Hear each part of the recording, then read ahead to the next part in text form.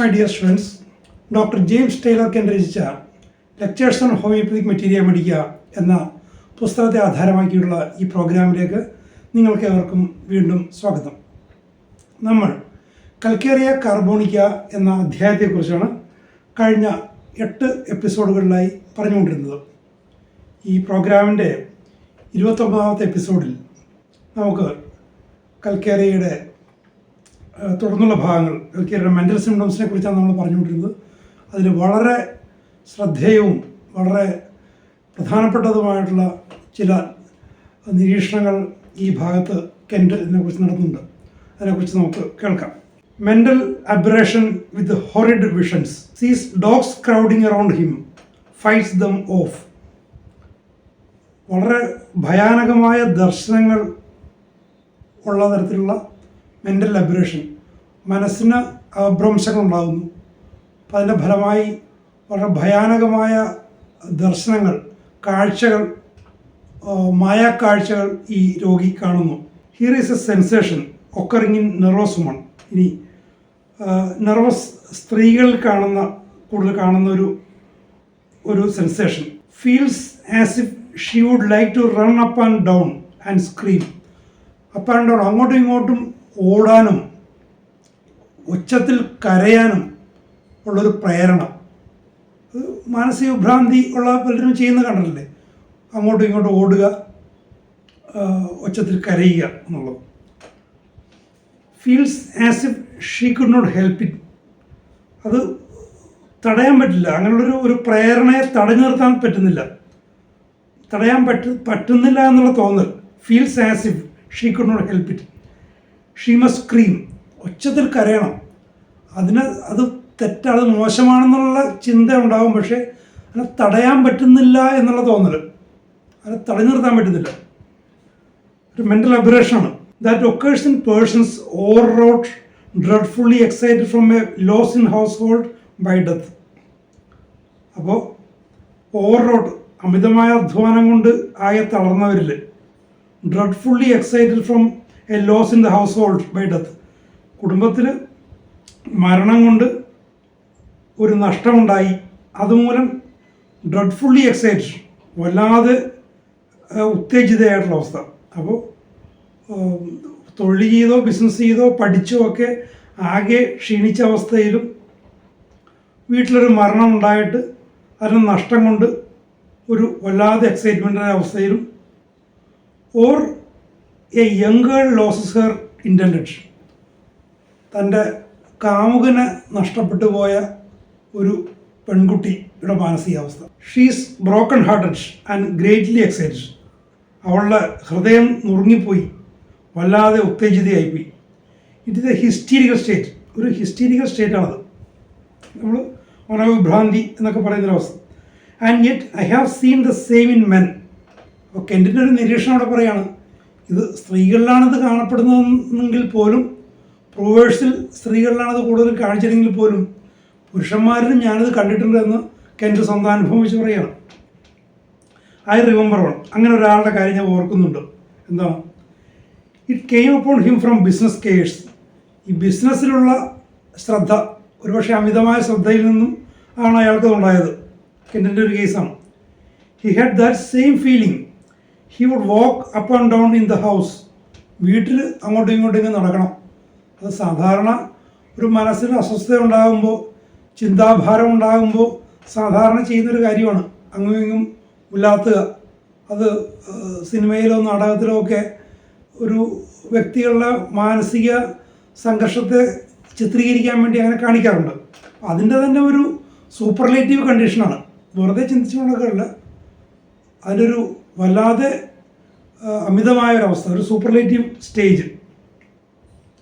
He said he felt as if he must fly or jump out of a window or do something. അപ്പോൾ വെറുതെ നടക്കുകയല്ല, ജനലിൽ കൂടി പുറത്തേക്ക് ചാടണം, പുറത്തേക്ക് പറക്കണം, അങ്ങനെ എന്തെങ്കിലുമൊക്കെ ചെയ്യണം എന്ന് അത്രയ്ക്ക് എക്സൈറ്റഡ് ആണ്. That is analogous to the mental state found in hysteria. ഹിസ്റ്റീരിയയിൽ കാണുന്ന മാനസികാവസ്ഥയ്ക്ക് സമാനമാണ്. Or a great state of nervous excitement, അല്ലെങ്കിൽ വല്ലാത്തൊരു നാഡികൾക്കുണ്ടാകുന്ന വല്ലാത്തൊരു ഉത്തേജനം, ഗ്രേറ്റ് സ്റ്റേറ്റ് സാധാരണ great state. She thinks and talks of nothing but murder, fire, rats etcetera. ഉണ്ടോ? ഇത് കൊട്ടേഷൻ കൊടുത്തിരിക്കുന്ന ഒരു പ്രൂവ് ചെയ്ത ഒരു സ്ത്രീയെ കോട്ട് ചെയ്തിരിക്കുന്ന മർഡറിനെ കുറിച്ച്, കൊലപാതകത്തെക്കുറിച്ച്, തീയിനെക്കുറിച്ച്, എലികളെക്കുറിച്ച്. അപ്പോൾ ഇതിൻ്റെ ഒരു വെറൈറ്റി ഉണ്ട്. നമ്മൾ കൊച്ചു കൊച്ചു കാര്യങ്ങളെന്ന് പറഞ്ഞു. കൽക്കേരയുടെ ഒരു പ്രധാനപ്പെട്ട കാര്യം നേരത്തെ പറഞ്ഞു, കൊച്ചു കൊച്ചു കാര്യങ്ങൾ. ഈ 3 കാര്യങ്ങൾ കൊച്ചു കാര്യം എന്താണ്? എലി കൊച്ചു കാര്യമാണ്. ഏത് ഹൗസ് ഹോൾഡിലും പുറത്തൊക്കെ കാണുന്ന എലികളെക്കുറിച്ച് സംസാരിക്കുക. ആ എലികളെക്കുറിച്ച് അത്രയ്ക്ക് സംസാരിക്കാനല്ല, പക്ഷേ തീയിനെക്കുറിച്ചും കൊലപാതകത്തെക്കുറിച്ചൊക്കെ സംസാരിക്കുക, മർഡറിനെ കുറിച്ചൊക്കെ സംസാരിക്കുക എന്ന് വെച്ചാൽ that is not a petty thing. അതൊരു സീരിയസ് ആയിട്ടുള്ള കാര്യമാണ്. അത്തരം അവസ്ഥകളുണ്ടാകാം. കൊച്ചു കൊച്ചു കാര്യങ്ങൾ പറയുന്ന കൂട്ടത്തിൽ ഗുരുതരമായ കാര്യങ്ങളെക്കുറിച്ചും പറയുക.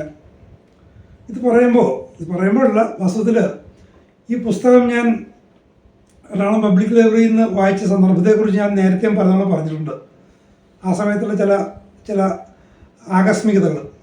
ഇതൊക്കെ വായിക്കുന്ന ഒരു സമയത്ത് സെക്കൻഡ് ഇയർ BSc പഠിക്കുന്ന കാലമാണ്. ഞങ്ങൾ ഇംഗ്ലീഷിലെ ഒരു പേപ്പർ ഷേക്സ്പിയറുടെ നാടകമാണ്. ആ വർഷം ഞങ്ങൾ പഠിക്കാനുണ്ടായിരുന്നത് ഷേക്സ്പിയറുടെ വളരെ പ്രശസ്തമായ നാടകം മാക്ബത്ത് എന്നുള്ളതാണ്. ഈ മാക്ബത്തിൻ്റെ അവസാന ഭാഗത്ത് വളരെ സംഘർഷഭരിതമായ രംഗമുണ്ട്. മാക്ബത്തിൻ്റെ ഭാര്യ ലേഡി മാക്ബത്ത്, അവരുടെ നേതൃത്വത്തിൽ ഗൂഢാലോചന നടത്തിയിട്ട് മാക്ബത്തിൻ്റെ രാജാവിനെ കിങ് ഡങ്കനെ കൊല ചെയ്യുന്നു. കൊല ചെയ്ത ശേഷം ആ സ്ത്രീക്ക് വലിയ പശ്ചാത്താപം ഉണ്ടാകുകയാണ്. താൻ വലിയൊരു തെറ്റ് ചെയ്തു പോയി. പിന്നീട് ആ സ്ത്രീ ഉറക്കത്തിലും ഉണർവിലുമൊക്കെ ഒരു അർദ്ധബോധാവസ്ഥയിൽ ഈ കൊലപാതകത്തെക്കുറിച്ചാണ് സംസാരിച്ചുകൊണ്ടിരിക്കുന്നത്, മർഡറിനെക്കുറിച്ച് സംസാരിച്ചുകൊണ്ടിരിക്കുക. അപ്പോൾ ഞാനിത് ക്ലാസ്സിൽ ഇത് കേൾക്കുന്നുണ്ട്, ഈ നാടകം പഠിക്കുന്നുണ്ട്. വളരെ പ്രഗത്ഭനായ ഞങ്ങളുടെ പ്രൊഫസർ ശ്രീധരമേനോനാണ് ആ ക്ലാസ് എടുക്കുന്നത്. വളരെ മനോഹരമായിട്ട് ഷേക്സ്പിയർ ശ്രീധരമേനോനെന്ന് അദ്ദേഹത്തെ വിളിക്കുന്നത് തന്നെ. ഇതിനുശേഷം ലൈബ്രറിയിൽ ഇതൊക്കെ വായിക്കുമ്പോൾ ആ ഒരു അവസ്ഥ, ഞാനതിൻ്റെ ആ ഭാഗം, പ്രസക്തമായ ഭാഗം ഞാൻ നിങ്ങൾക്ക് വേണ്ടി വായിക്കാം. ഷേക്സ്പിയറുടെ സമ്പൂർണ്ണ കൃതികളാണ്. അതിൽ മാക്ബത്തിൻ്റെ ആക്ട് 5 സീൻ 1, അതിൽ ഈ ആക്ട് 5-ൽ ഈ ഭാര്യയുടെ ഈ ഒരു അവസ്ഥ കണ്ടിട്ട് മാക്ബത്ത് ഒരു സൈക്യാട്രിസ്റ്റിനെ വരുത്തുകയാണ്. അതിൽ ലേഡി മാക്ബത്തിൻ്റെ ഒരു സംഭാഷണമാണ്. അവർ പറയുകയാണ്, here is the smell of the blood still and the perfumes of Arabia will not sweeten this little hand. ഈ നാടകത്തിൽ വളരെയധികം കോട്ട് ചെയ്യപ്പെടുന്ന വളരെ പ്രസിദ്ധമായൊരു വാചകമാണ് ആ സ്ത്രീയുടെ മാനസികാവസ്ഥ. എൻ്റെ കയ്യിൽ ആ ചോരയുടെ മണം ഇപ്പോഴുമുണ്ട്. അറേബ്യയിലെ എല്ലാ സുഗന്ധദ്രവ്യങ്ങളും കൊണ്ടുവന്നതിനാലും അതിൻ്റെ ആ മണം മാറ്റാൻ പറ്റില്ല. അതിനെ തുടർന്ന് ആ ഡോക്ടറുടെ ഒരു സംഭാഷണമുണ്ട്. This disease is beyond my practice. എൻ്റെ അറിവിലും എൻ്റെ പ്രാക്ടീസിനും അപ്പുറമാണ്. ആ സൈക്യാട്രിസ്റ്റ് ഡോക്ടറെ കുറിച്ച് പറയുന്നത്, എൻ്റെ doctor of physic and waiting gentlewoman എന്നാണ്. അപ്പോൾ അന്നത്തെ ഇത് 16-ാം നൂറ്റാണ്ടിൻ്റെ അവസാനത്തിലൊക്കെയാണ് ഈ നാടകം എഴുതപ്പെടുന്നത്. ഹോമിയോപ്പതി കണ്ടുപിടിക്കുന്നതിന് ഒരു 1.5 നൂറ്റാണ്ടൊക്കെ മുൻപ്. അപ്പോൾ ഒരു സൈക്യാട്രിസ്റ്റ് പറയുകയാണ് ഈ സ്ത്രീയുടെ, this disease is beyond my practice. എൻ്റെ അനുഭവത്തിന്, എൻ്റെ കഴിവിനൊക്കെ അപ്പുറമാണ് ഈ മർഡറിനെ കുറിച്ച് സംസാരിക്കുന്ന ഒരു സ്ത്രീ. അവരുടെ ഗൂഢാലോചനയോട് ചെയ്തതാണ്. പക്ഷേ പിന്നീട് പശ്ചാത്തപിച്ച് പിന്നീട് അവരുടെ ഒരു മെൻ്റൽ അബിറേഷനിലേക്ക്, ഈ മെൻ്റൽ അബിറേഷൻ എന്ന് കെൻഡ് പറയുന്നൊരു വാചകമാണ് എൻ്റെ ശ്രദ്ധയിലേക്ക് കൊണ്ടുപോയത്. ഈ ലേഡി മാക്ബത്തിന് ഒരു മെൻ്റൽ അബിറേഷൻ സംഭവിച്ചിരിക്കുക. അവരുടെ മാനസികാവസ്ഥ ഒക്കെ താളം തെറ്റിപ്പോയി. അവർക്ക് പശ്ചാത്താപവും കുറ്റബോധവും എല്ലാം വന്നിട്ട് അവർ ആ കൊലപാതകത്തെക്കുറിച്ചും കയ്യിലെ ചോരയെക്കുറിച്ചും സംസാരിക്കുക. അപ്പോൾ ഈ calcarea prover petty things, little things, foolish things എന്നാണ് പറയുന്നതെങ്കിൽ പോലും കൊലപാതകത്തെക്കുറിച്ചും തീയെക്കുറിച്ചും, ഫയർ എന്ന് പറയുന്നത് തീപിടുത്തമാകാം, വെറും തീയാകാം, അതേസമയം വളരെ നിസ്സാര എലികളെക്കുറിച്ച് സംസാരിക്കുന്നുണ്ട്. ഇതൊക്കെ സാധാരണ മനോവിഭ്രാന്തികൾ വന്നു പോകുന്നതാണ്. ഞാൻ നേരത്തെ മറ്റൊരു കാര്യം സൂചിപ്പിച്ചിരുന്നു. ഈ ഹോമിയോപ്പതി ഇൻ ആർട്ട് എന്ന് പറയുന്ന ഒരു ഗ്രൂപ്പ് ഇപ്പോൾ സോഷ്യൽ മീഡിയയിൽ, ഫേസ്ബുക്കിലുണ്ട്. ഇന്ത്യയിൽ നിന്നുള്ള കുറേ ഡോക്ടർമാരൊക്കെ അതിൽ അംഗങ്ങളാണ്. അതൊക്കെ അവരതിൽ കോൺട്രിബ്യൂട്ട് ചെയ്ത് കണ്ടിട്ടുണ്ട്.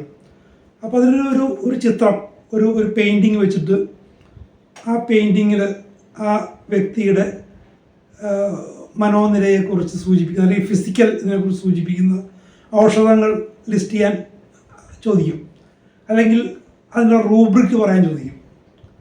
അപ്പോൾ അതേപോലെ ഈ കലകളെയും സാഹിത്യത്തെയൊക്കെ വെച്ചുകൊണ്ട് അതിനെ ഹോമിയോപ്പതിയുമായിട്ട് കണക്ട് ചെയ്തുകൊണ്ടുള്ള ചിന്തകൾ പാശ്ചാത്യ രാജ്യങ്ങളിൽ യൂറോപ്പിലും US-ലുമൊക്കെ വരുന്നുണ്ട്. ഹോമിയോപ്പതിയുടെ ഒരു ജനിക്കുകയും വളരുകയും ചെയ്ത നാടാണത്. ഒരു കാലഘട്ടത്തിൽ ഹോമിയോപ്പതിക്ക് വലിയ അപജയം അവിടെ സംഭവിച്ചു. പക്ഷേ ഈ സമീപകാലത്ത് ഹോമിയോപ്പതി വലിയ പ്രചാരം നേടിക്കൊണ്ടിരിക്കുകയാണ്. ഹോമിയോപ്പതിയെക്കുറിച്ചുള്ള ഇത്തരം പുത്തൻ ചിന്തകൾ കലയെയും സാഹിത്യത്തെയൊക്കെ ആയിട്ട് ബന്ധപ്പെടുത്തി ഹോമിയോപ്പതിയുടെ സ്കോപ്പിനെ വളരെ വിശാലമാക്കുന്ന തരത്തിൽ, അതായത് ഹോമിയോപ്പതിയെ വളരെ സൂപ്പർഫ്ലൂവസ് ആയിട്ട് കാണാനല്ല, വളരെ ആഴത്തിൽ അതിൻ്റെ ക്ലാസിക്കൽ സെൻസിൽ, അതിൻ്റെ ഒറിജിനൽ സെൻസിൽ ഹോമിയോപ്പതിയെ റീഇൻവെൻറ്റ് ചെയ്യുന്ന സംരംഭങ്ങൾ പാശ്ചാത്യ രാജ്യങ്ങളിൽ നടക്കുന്നുണ്ട്. ഈ സാമുൽ ഹനുമാൻ്റെ ജീവിതത്തെക്കുറിച്ച് ഗവേഷണം ചെയ്യുന്ന ഒരാൾ സ്ഥിരമായിട്ട് പോസ്റ്റ് ചെയ്യാറുണ്ട്. ഹനുമാൻ്റെ ഞാൻ പല ജീവചരിത്രങ്ങളും വായിച്ചിട്ടുണ്ട്. പക്ഷെ അതിലൊക്കെ കാണാത്ത വ്യത്യസ്തമായ ചില കാഴ്ചപ്പാടുകൾ ഒരു റിസർച്ചിൻ്റെ ഭാഗമായിട്ട്, ഒരു ഡോക്ടറൽ തീസിസിൻ്റെ ഭാഗമായിട്ട് അദ്ദേഹം ചെയ്യുന്നതാണ്. അപ്പോൾ അങ്ങനെ ഹോമിയോപ്പതിയെ കണ്ടെത്താനും കുറേ കൂടി ഗൗരവതരമായി, നമ്മൾ സാധാരണ സമീപിക്കുന്നതിനേക്കാൾ ഗൗരവതരമായി ഹോമിയോപ്പതിയെ സമീപിക്കാനുള്ള ശ്രമങ്ങൾ നടക്കുന്നുണ്ട്. അപ്പോൾ ഞാനിതൊക്കെ പറയുന്നത് നിങ്ങളുടെ ചിന്തകളും കുറേ കൂടിയൊക്കെ വിശാലമാക്കാൻ സാധിക്കുമെന്നല്ല, നിങ്ങളുടെ ഇവിടെ BHMS പിന്നീട് MD അതിനപ്പുറമുള്ള പഠനങ്ങളും ഗവേഷണങ്ങളും വിദേശങ്ങളിൽ നടക്കുന്നുണ്ട്. അപ്പോൾ അത്തരം സ്ഥലങ്ങളിലൊക്കെ പോയി പഠിക്കാനും ഗവേഷണം ചെയ്യാനൊക്കെ നിങ്ങൾക്ക് സാധിക്കും. നിങ്ങൾക്ക് അത്തരം സോഷ്യൽ മീഡിയ ഗ്രൂപ്പുകൾ നിങ്ങൾ അംഗമാകണമെന്നാണ് ഇപ്പോൾ ഈ പഠനത്തിൻ്റെ തിരക്കുകളൊക്കെ കഴിഞ്ഞ ശേഷമാണെങ്കിലും അംഗമാകുകയും അത്തരത്തിൽ ചിന്തിക്കാൻ ഒന്ന് സ്വയം ട്രെയിൻ ചെയ്യുകയും ചെയ്യുന്നത് നല്ലതാണ്. ഇപ്പോൾ പറഞ്ഞു വന്നതാണ്, she thinks and talks of nothing but murder, കൊലപാതകത്തെക്കുറിച്ച്, ഫയർ, തീയെക്കുറിച്ച് അല്ലെങ്കിൽ തീപിടുത്തത്തെക്കുറിച്ച്, റാറ്റ്സ്, നിസ്സാരമായ എലികളെക്കുറിച്ച്. That is the same idea of talking about little things and foolish things, things that are not interesting to anybody. ആർക്കും താല്പര്യമില്ലാത്ത വിഷയങ്ങളെക്കുറിച്ച്, എലികളെക്കുറിച്ച് പറയുന്നത് ആർക്കും താല്പര്യമില്ലാത്ത വിഷയമാണ്, അത്രക്ക് സർവ്വസാധാരണ കാര്യമാണ്. And yet I have seen these things in patients and I would ask them why they did it. അപ്പോൾ ഇത്തരം ആർക്കും താല്പര്യമില്ലാത്ത കാര്യങ്ങളെക്കുറിച്ച് പറയുന്ന പേഷ്യൻസിനെ ഞാൻ കണ്ടിട്ടുണ്ട്. അപ്പോൾ എന്തുകൊണ്ട് അവർ പറയുന്നു എന്ന് ഞാൻ ചോദിച്ചിട്ടുണ്ട്. It is generally set. അപ്പോൾ ഇതിന് പൊതുവേ കിട്ടുന്ന മറുപടിയാണ് കെൻറ്റിന് പറയുന്നത്. എന്താണ് മറുപടി? I tried a good while to stop it. ഈ പറച്ചിലിനെ നിർത്താൻ ഞാൻ കുറേ ശ്രമിച്ചു. And when I could not I just kept right on it. അപ്പോൾ ഇത് നിർത്താൻ ഞാൻ ശ്രമിച്ചു, പക്ഷെ സാധിച്ചില്ല. സാധിക്കാതെ എന്ത് ചെയ്തു? ഞാൻ അതിനെക്കുറിച്ച് പറഞ്ഞുകൊണ്ടേയിരുന്നു. For it seem to do me good. എന്തുകൊണ്ടാണ് ഇങ്ങനെ പറയുമ്പോൾ, ഈ ആർക്കും താല്പര്യമില്ലെങ്കിലും അതിനെക്കുറിച്ച് പറഞ്ഞുകൊണ്ടിരിക്കുമ്പോൾ അതുകൊണ്ട് എനിക്ക് ചില ഗുണമുണ്ട്. അതുകൊണ്ട് ചിലപ്പോൾ അയാളുടെ ഒരു മെൻ്റൽ അബറേഷൻ, ഒരു റിലീഫായൊക്കെ തോന്നുന്നുണ്ടാകാം. അപ്പോൾ ആർക്കും താല്പര്യമില്ല എങ്കിലും സ്വന്തം മെൻ്റൽ റിലീഫിന് വേണ്ടി അയാൾ പറയുന്നു. She thinks and talks of murder, fire and rat etcetera. ഉണ്ടോ? അത് വീണ്ടും ആവർത്തിക്കുകയാണ്. She thinks and talks of murder, fire and rats. Your patients may talk about other foolish things. ഇതല്ലാതെ മറ്റ് മണ്ടത്തരങ്ങളെക്കുറിച്ചും നിങ്ങളുടെ രോഗികൾ പറയുമായിരിക്കും. But it is only to illustrate the idea that she sits and talks about foolish things and cannot control herself. കണ്ടോ? അപ്പോൾ പറയുന്നത് കൊണ്ടാണ്, ഇത് വീണ്ടും വീണ്ടും പറയുന്നത് കൊണ്ടാണ്. ആ സ്ത്രീ, ആ പേഷ്യൻ്റ് വെറുതെ ഇരുന്നിട്ട് മണ്ടത്തരങ്ങൾ ഇങ്ങനെ പറഞ്ഞുകൊണ്ടിരിക്കുന്നു. അവർക്കത് നിയന്ത്രിക്കാൻ പറ്റുന്നില്ല. അപ്പോൾ സ്വയം നിയന്ത്രിക്കാൻ പറ്റാതെ പറയുക എന്നുള്ളൊരു മെൻ്റൽ അബറേഷനാണ് ഇവിടുത്തെ symptom. Thinking or expressing it, talking. അത് അതിനെക്കുറിച്ച് ചിന്തിക്കുന്നു, അതിനെക്കുറിച്ച് പറഞ്ഞുകൊണ്ടേയിരിക്കുന്നു. Violent screaming spells. ഇതിനിടയ്ക്ക് വല്ലാതെ സ്ക്രീം ചെയ്യുന്ന അവസ്ഥകൾ. ഇപ്പോൾ ലേഡി മാക്ബെത്തൊക്കെ അങ്ങനെ വല്ലാതെ ഉച്ചത്തിൽ കരയുന്നുണ്ട്. And then the calcarea patient will refuse to talk, will say nothing. അങ്ങനെ ആദ്യം പറയുന്നു, പിന്നെ ഒച്ചത്തിൽ കരഞ്ഞു വിളിക്കുന്നു, പിന്നീട് കൽക്കേറിയ പേഷ്യൻ്റ് സംസാരിക്കാൻ വിമുഖത കാട്ടുന്നു, refuse to talk, will say nothing, ഒന്നും പറയാതാവുന്നു. അപ്പോൾ കൊച്ചു കൊച്ചു കാര്യങ്ങൾ പറയുന്നു, വല്ലാതെ ഉച്ചത്തിൽ കരയുന്നു, പിന്നീട് സംസാരിക്കാൻ വിസമ്മതിക്കുന്നു, ഒന്നും മിണ്ടാതാകുന്നു. She may talk to herself when alone but will decline to enter into conversation.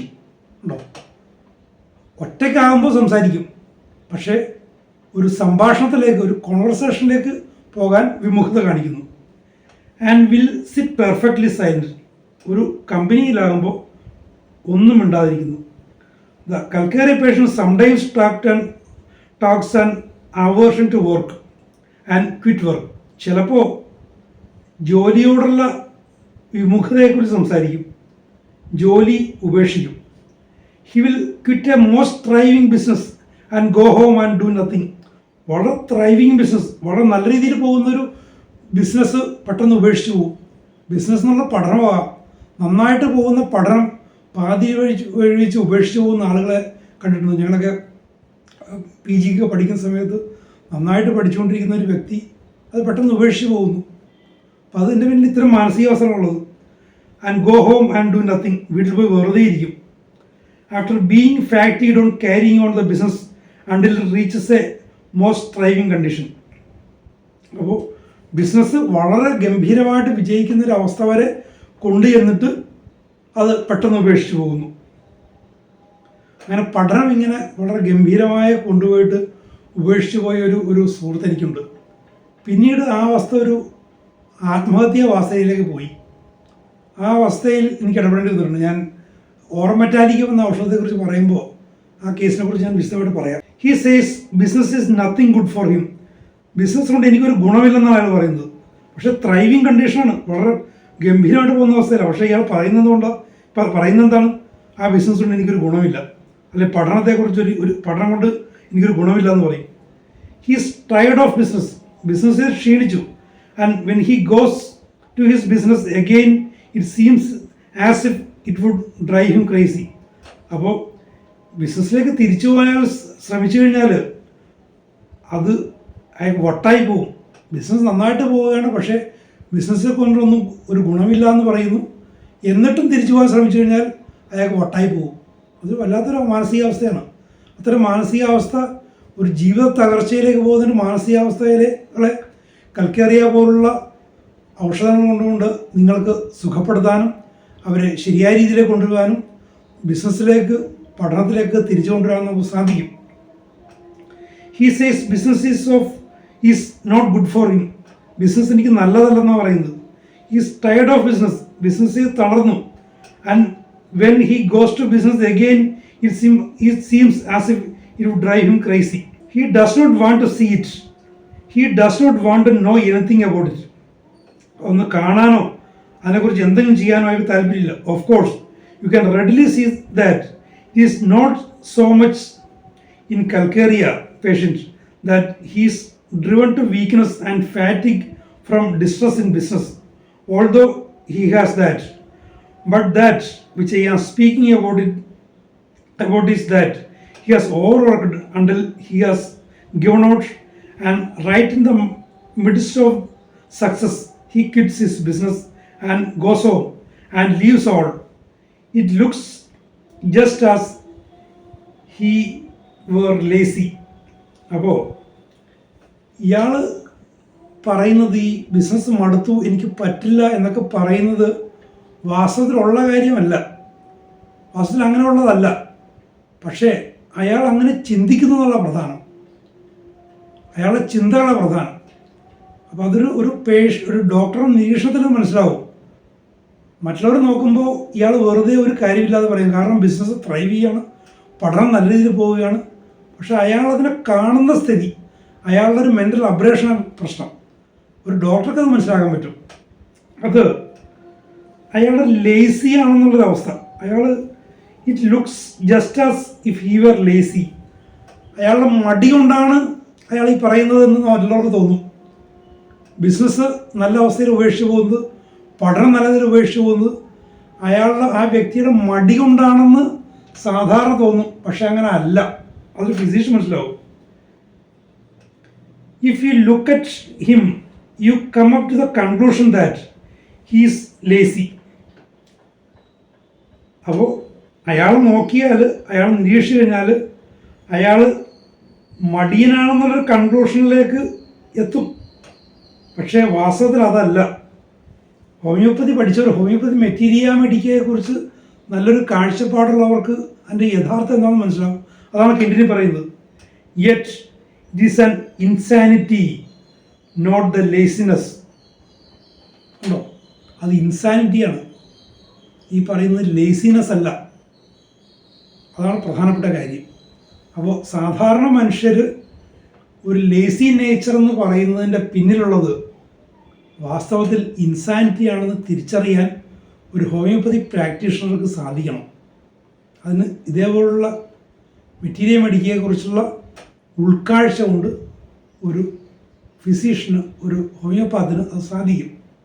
അപ്പം അത് കണ്ട് അതിന് ഉചിതമായ കൽക്കേറിയോ അതുപോലുള്ള ഉചിതമായ ഔഷധമോ കണ്ടെത്തി ശരിയായ രീതിയിൽ കൊടുത്ത് അവരെ ആ ഒരു മെൻ്റൽ അബറേഷൻ മാറ്റി അവരെ ബിസിനസ് വിജയത്തിലേക്കും പഠനത്തിലേക്കും മറ്റെന്ത് അവരുടെ കർമ്മമേഖല എന്താണോ അതിലേക്കും തിരിച്ചു കൊണ്ടുവരാൻ സാധിക്കും.